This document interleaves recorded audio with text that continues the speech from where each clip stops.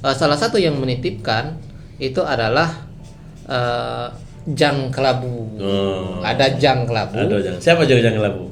Ah, Pengusutan kasus dugaan korupsi di Kejaksaan Negeri Sungai Penuh eh, ini merupakan jumlah tersangka terbanyak Oh, rekor ya, rekor rekor. selama ini kasus selama yang ada di ya. Kerinci. Ya, bagaimana keterangan saksi dia kemarin? Nah, Sampai jadi- di Korea tuh. Lagi syuting di Korea atau lagi main di Korea? Lagi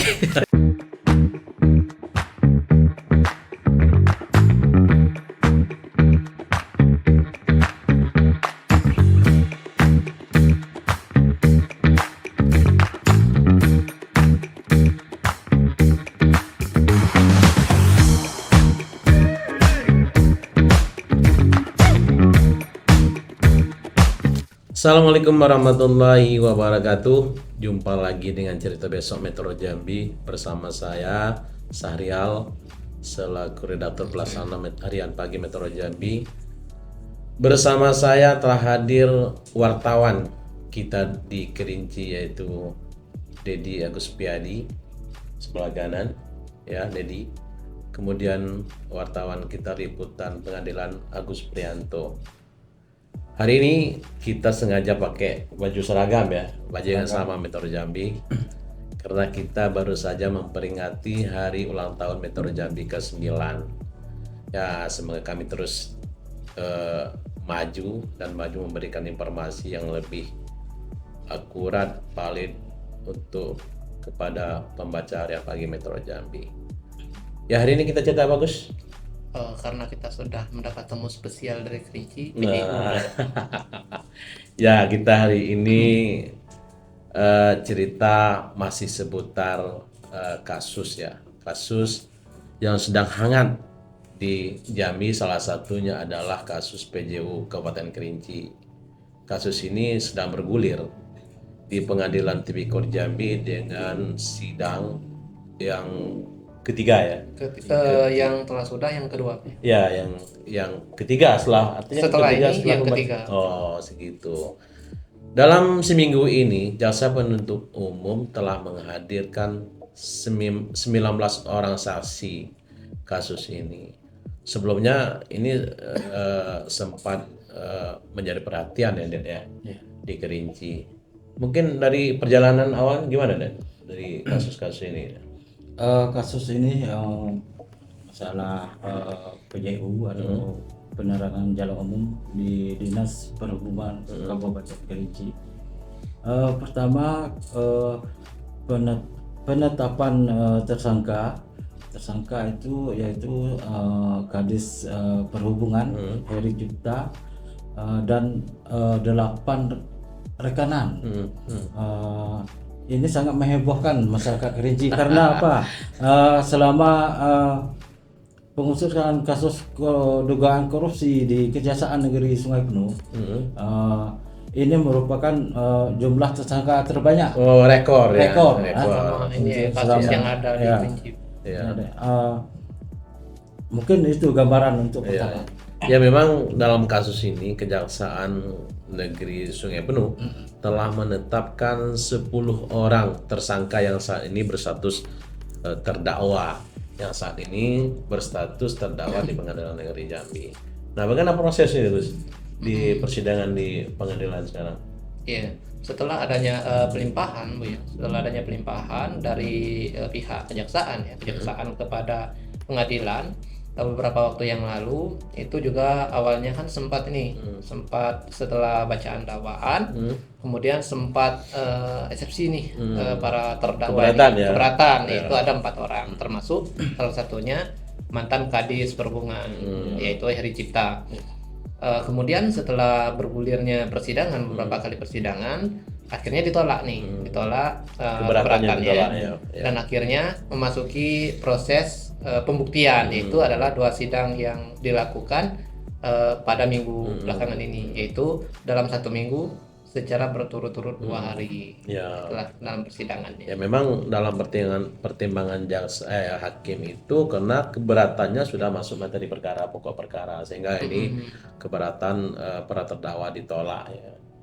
Tapi selama 2 hari ini kayaknya cukup menarik ya, banyak fakta-fakta persidangan yang sangat menarik ya. Sangat banyak ya, Sangat sangat menarik. banyak. Karena memang Mm. beberapa hari ini, 2 hari ini berturut-turut Senin, Selasa atau Selasa Rabu ya. Dia Senin Selasa, Senin Selasa itu ada 19 orang saksi. sekitaran 18 Bu ya. Ya, di antaranya itu rata-rata pejabat di Kerinci dan anggota dewan. Yang anggota dewan itu sebagian ada yang masih aktif, sebagian mantan. Nah, dari pejabat Kabupaten Kerinci ada Sekda, ada Sekwan. Ini yang dihadirkan sehingga ini cukup ramai di pengadilannya ya. Dia dipenuhi orang-orang, katanya ini orang kayo nih banyak di pengadilan. Ayo yang datang ke ini Iya, pengadilan. datang pengadilan. Gimana Gus keterangan selama 2 hari ini? Apa yang menarik dari fakta persidangan di pengadilan? Ya, kalau untuk hal-hal yang menarik ya dalam persidangan itu, yang pertama juga ada hal-hal yang setelah dalam dakwaan ya, yang disebutkan dalam dakwaan sebelumnya itu terungkap di dalam fakta persidangan. Salah satu contohnya komunikasi yang ditampilkan langsung tuh. Ini komunikasi antara siapa dengan siapa? Komunikasi antara mantan mantan Sekwan dengan pihak terdakwa Heri Cipta. Tapi sejauh ini selama ini apakah sudah muncul nama dewan Sekwan? Nama Sekda? Kalau untuk sejauh ini belum ada. Oh, sebelum ini belum ada muncul ya. Muncul. Nama Sekda baru terakhir di persidangan ya. Jadi saksinya baru ini. Baru ini. Ya. Kalau memang di Sekda itu baru muncul namanya, kalau Sekwan sudah muncul jauh-jauh hari. Apa keterlibatan Sekwan? Apa Sekda di situ? Keterlibatan Sekda memang kalau untuk Sekda ya dalam keterangan persidangan itu kami lihat bahwa Sekda ini selaku pihak pengawas Nah, Sekda lah sebagai ketuanya. Cuma TPD Sekda lah sebagai ketuanya. Cuman ada yang hal-hal yang menguntungkan dari pihak Sekda. Meskipun demikian hal-hal yang menguntungkan, ya Sekda tetap harus bertanggung jawab karena anak buah dia kan ada. Ya. Apa kira-kira keterangan dari Sekda? Kalau untuk Sekda, Sekda itu merupakan ketua dari TPD di Kabupaten Kerinci terkhususnya dalam kasus ini, Bu ya.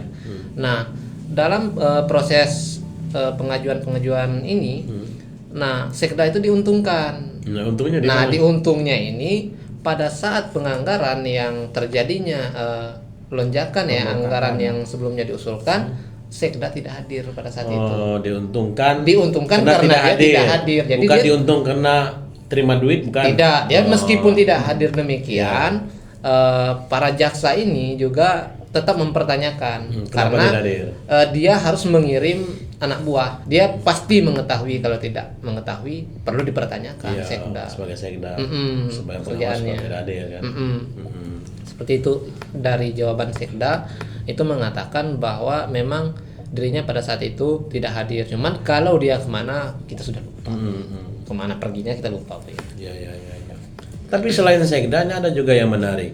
Sekwan, posisi Sekwan John Ali. Ya, ini kan sangat sentral kalau kita lihat dari posisi konstruksi kasusnya, kan dia sebagai fasilitator kan, penghubung kan dari anggota dewan kepada dinas perhubungan. Nah, bagaimana keterangan dia kemarin? Ya, kalau dalam persidangan pada hari itu ya, memang selain daripada Sekda itu kan dihadirkan oleh jaksa itu sebanyak 9 orang. Itu termasuk salah satunya mantan Sekwan tadi. Oh, mantan dia. Mantan atau masih Sekwan ya, masih Sekwan. aktif ya. Yaitu John Ali.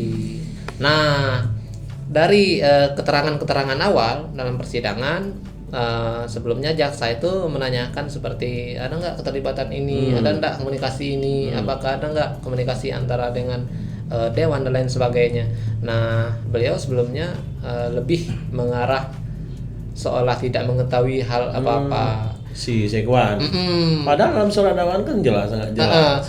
Nah, namun setelah beberapa orang yang ditanya oleh jaksa, akhirnya jaksa memunculkan salah satu bukti, yaitu bukti komunikasi antara Sekwan dengan terdakwa Heri Cipta, yaitu mantan Kadishub. Artinya ada komunikasi chat. Iya, ditampilkan, WA. langsung ditampilkan Oh, langsung chat di WA. Apa isinya? Nah, di sana terbuka kalau Ya. ada yang titipan, kemudian muncullah nama-nama dewan, unsur pimpinan, khususnya unsur pimpinan, dan di sana juga tertara jumlah pokir dan titik-titik pokir. Nah, setelah itu ditampilkan, apa respon dari John Riali? Dan John Riali mengakui membenarkan hal itu. Membenarkan hal itu. Dan dia pun pada saat itu yang awal persidangan gagah berani tampil jagoan, setelah muncul chat tersebut, dimunculkan di layar. nah berubah Terdiam ya. dari super menjadi non super, hilang supernya. Ya, memang kita tahu posisi John Riali ini sekwan, yang dia disebut-sebut sebagai fasilitator. Jadi anggota dewan mempertemukan mempertemukan antara orang dinas dengan anggota dewan. Nah, posisinya sangat sentral ya, disebut sebagai fasilitator. Nah, bagaimana informasi di lapangan tentang si John Riali ini sejak kasus ini bergulir di Kerinci? Ada yang menghebohkan sebelum persidangan di Jambi. Beredar disebutkan oleh masyarakat bahwa John Riali ini menghilangkan barang bukti laptop. Oh, laptop. Di sana. Tapi setelah beberapa minggu kemudian dia langsung klarifikasi yang mengatakan bahwa isu tersebut tidak benar. Jadi apa isi laptopnya, isi apa?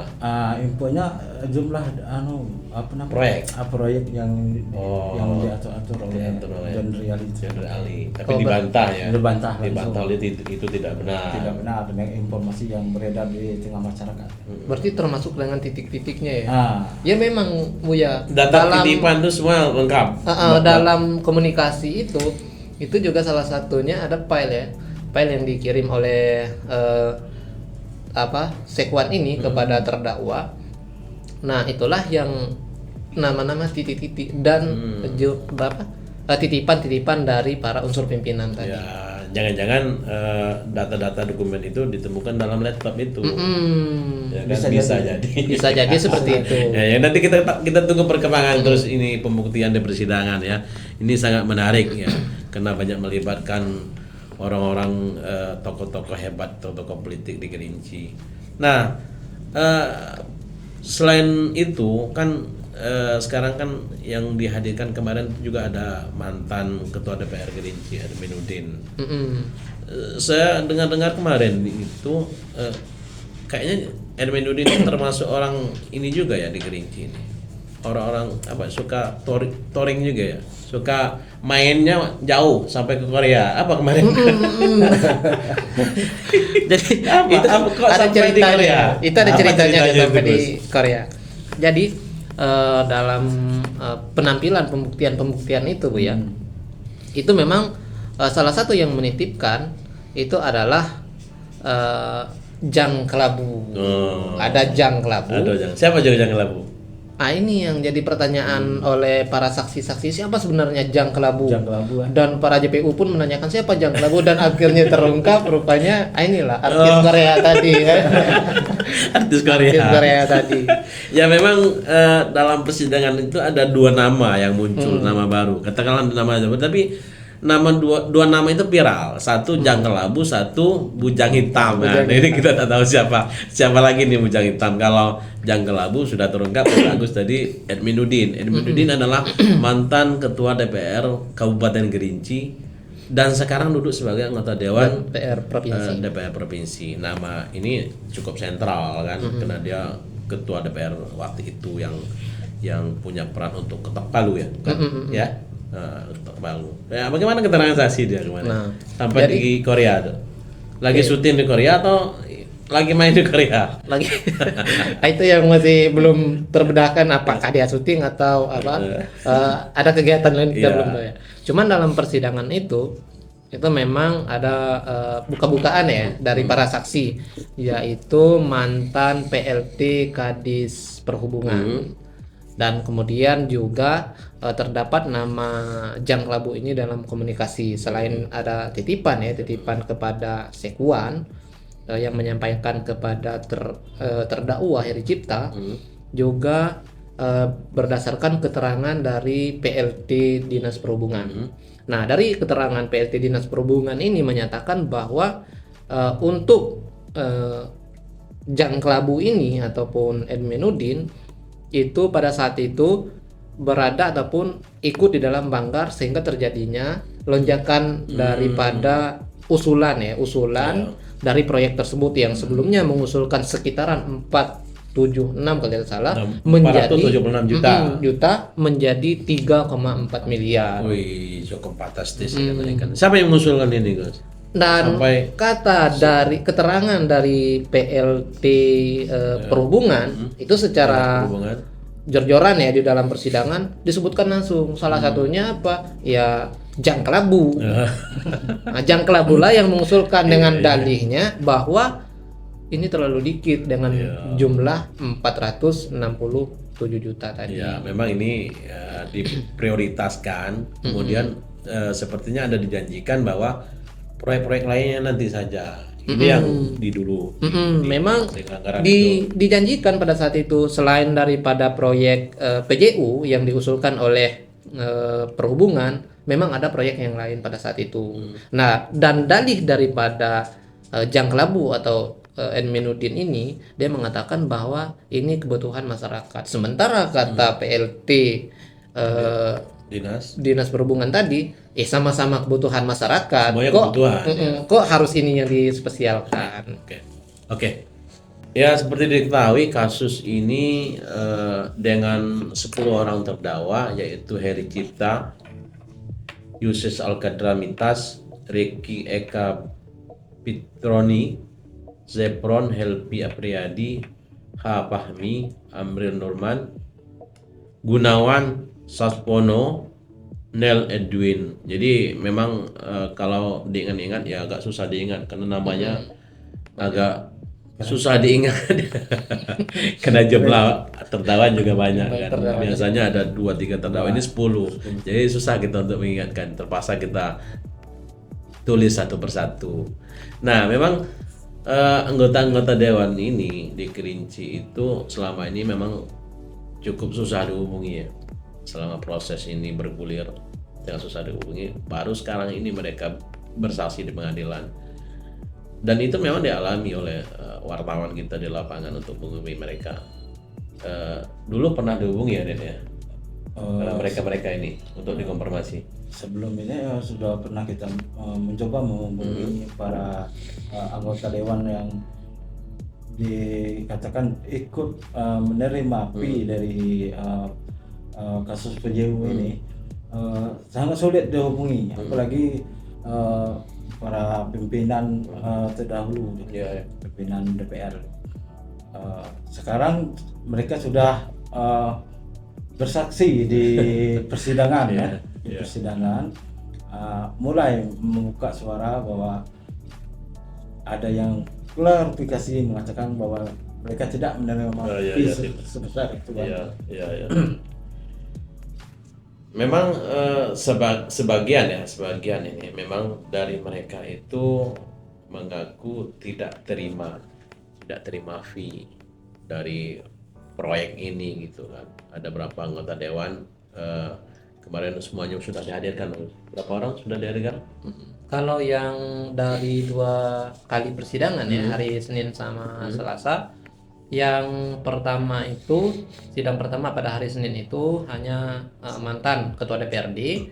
Kemudian pada hari Selasa itu ada sebanyak 8 mantan anggota dewan ataupun sekarang yang masih menjadi anggota dewan. Dalam 8 anggota dewan itu 7 diantaranya termasuk banggar dan 1 bukan. Itu yang khususnya hari Selasa. Kalau kita gabungkan dengan hari Senin, artinya 8 itu termasuk anggota banggar. Dan Edmenudin merupakan ketua banggarnya. Jadi lonjakan anggaran itu artinya disetujui semua anggota dewan kan gitu. Kalau pengakuan daripada para dewan dan para saksi yang dihadirkan, memang ada terjadi lonjakan daripada usulan pertama. Dan lonjakan itu terjadi yaitu pada rapat banggar. Meskipun Edmenudin tadi yang disampaikan mengaku dia tidak hadir, dia sedang di Korea, dan itu dibantah. Begitupun dari keterangan pada hari Selasa. Hari Selasa menyatakan bahwa Siapa yang membantah? ya Jang Klabu lagi syuting mungkin di Korea. Subjek pilihan lah. Syuting film di Korea. Iya, iya, iya. Nah, kan saksinya bukan Edwin saja kan? Bukan. Ini kan ada anggota dewan, yang pimpinan anggota dewan juga si Boy Edward. Terus ada si siapa? Irwandri yang sekarang ini ketua ya? Yang saat ini Pimpinan ketua DPR Kerinci. Nah, itu bagaimana keterangannya kemarin itu? Kalau dalam sidang yang hari Selasa ya, karena si unsur pimpinan yang lain selain Aminuddin itu disidangkan pada hari Selasa yang menjadi saksi. Nah, para saksi-saksi ini ya mereka juga mengakui bahwa mereka tidak menerima fee. Namun untuk kenaikan ataupun kenaikan lonjakan tadi anggaran itu diakui memang benar terjadi pada saat rapat banggar, dan situlah kesaksian para anggota dewan ini menyatakan bahwa si Jang Klabu ini hadir dalam persidangan. Hadir dalam persidangan. Jadi langsung dibantahkan. Artinya langsung terbantahkan. Langsung terbantahkan dari beberapa saksi. Pernyataan dari Jang Klabu tadi langsung dibantahkan oleh beberapa saksi. Dan juga yang menariknya Bu ya, diingatkan oleh jaksa hati-hati memberikan keterangan palsu. Ya, betul. Itu juga diingatkan oleh jaksa. Karena kalau memberikan keterangan saksi itu ada konsekuensi hukumnya. Itu sudah diingatkan. Hukumnya. Memberikan keterangan palsu di bawah sumpah ada ancaman pidana. Jadi saksi juga harus berhati-hati kan. Nanti akan dijerat kasus lain, jangan sampai kena 2 kali kan. Sudah tertimpa jatuh tertimpa tanggal lagi. Iya. Terus kemarin ada tapi mereka kemarin semuanya mengaku bahwa itu usulan pokir. Iya, memang dalam anggota dewan ya, keterangan dari anggota dewan itu Asriel Samini yang mengaku bahwa bukan dirinya lah yang menginput. Dia tidak pernah menginput untuk ataupun pokir tersebut. Dia mengakui bukan dia, cuman dalam dakwaan ya memang sudah dicantumkan. Jaksa memang terus menggali untuk menyatakan bahwa menggali keterangan apakah benar dia yang mengusulkan ataupun tidak sesuai dengan dakwaan. Tapi dia tetap komitmen dan tegas mengatakan bahwa dia memastikan dia tidak pernah mengusulkan proyek PJU tersebut, pokir PJU tersebut. Memang ya dalam persidangan ini banyak yang unik ya, banyak yang unik dan banyak yang aneh. Ada lagi anggota dewan, salah satu anggota dewan yaitu Syahrial Taib, itu yang mengaku mengajukan pokir tapi bukan dia yang menginput. Alasannya tidak tahu menginput, tidak ngerti menginput. Jadi ya memang Syahrial Taib ini memang cukup ya sudah lanjut usia. Jadi mungkin nggak ngerti dengan dengan cara ini ya digitalisasi menggunakan aplikasi, sehingga dia meminta oleh sekwan minta sekwan yang sekwan ini ya, bukan dari sekwan, mungkin bisa jadi dari sekretariat dewan. Nah, kemudian dari saksi Joni Effendi yang dari PDI. Nah, ini juga lucu juga Bu ya. Jadi dia tidak tahu siapa yang menginput dengan jumlah dia yang cukup lumayan banyak ya. Dia yang paling besar yang nominal jumlahnya itu sekitaran 1,6 ratusan. Paling banyak. Iya, 1,6 M kalau tidak salah tuh. Nah, dia itu lupa siapa yang menginput. Jadi orang ini jaksa dalam persidangan itu ya tentunya penuh tanda tanya. Nah, kok nggak tahu seorang dewan yang mengaku mengusulkan tidak tahu berapa yang diusulkan. Nah, ini banyak yang aneh dalam persidangan. Mungkin mereka tidak tahu menahu, tapi ya mungkin diduga tadi karena disebut menerima fee-nya saja gitu kan. Tidak tahu menahu ini proyek apa ini, mengusulkan segala macam, cuma terima fee. Bisa jadi ya. Jadi terserah lah yang lain, yang penting saya jelas mungkin seperti itu. Ya. Kalau Irwandri?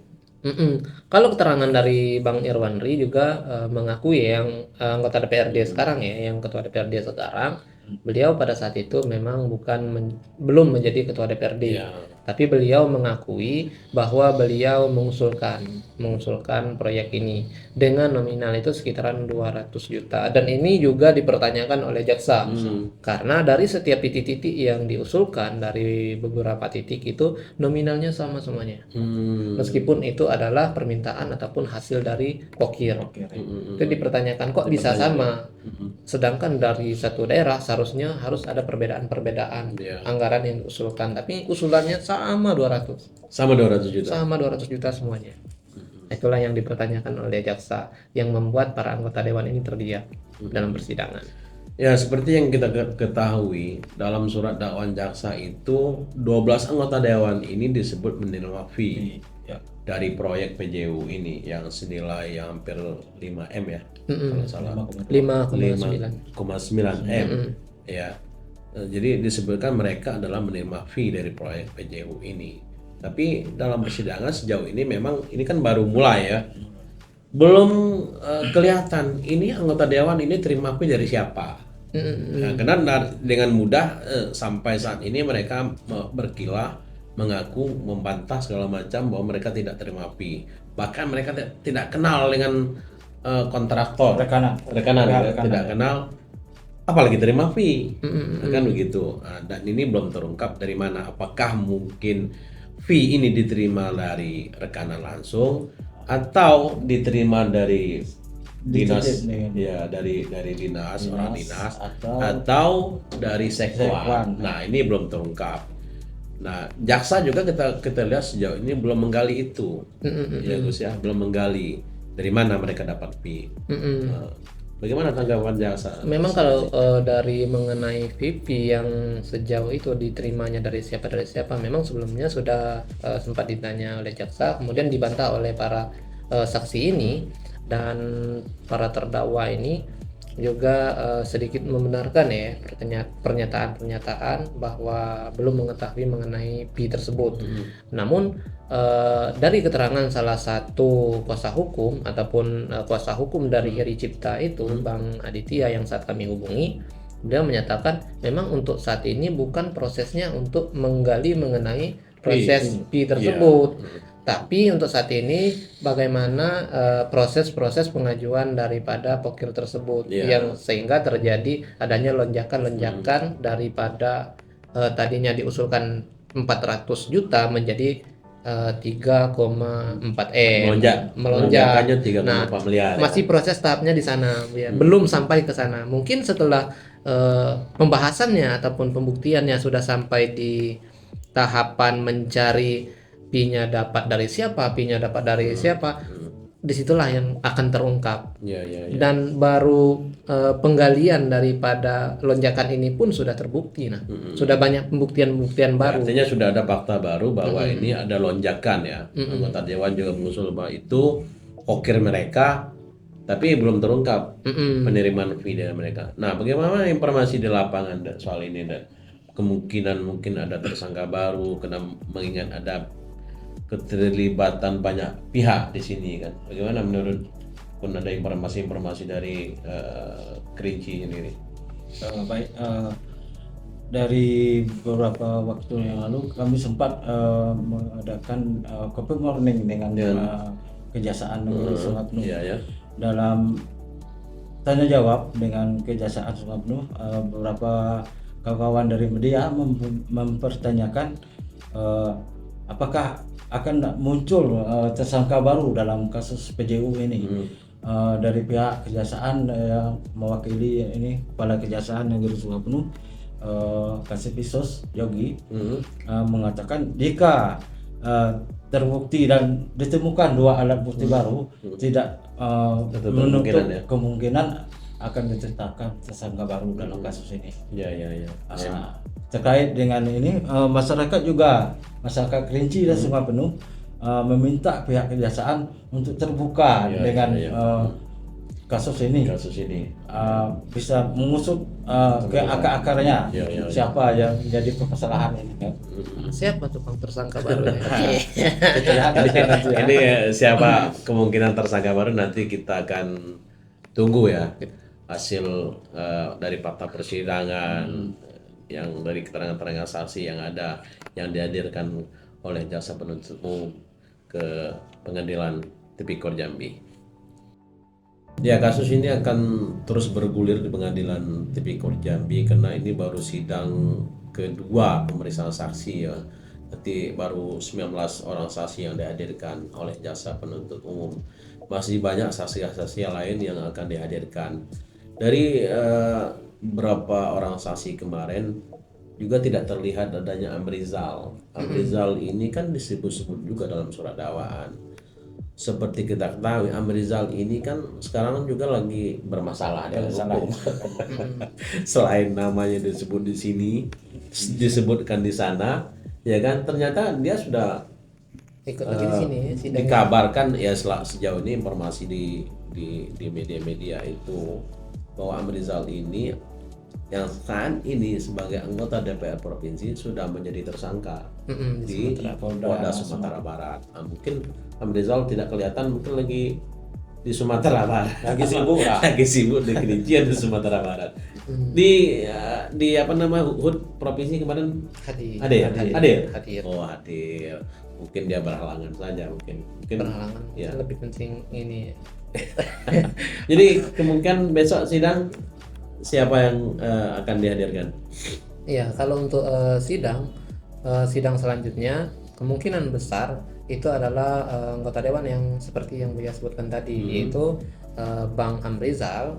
Kemungkinan ya dia akan dihadirkan dalam minggu depan. Tapi kita belum mengetahui pasti nih apakah memang itu benar ataupun tidak.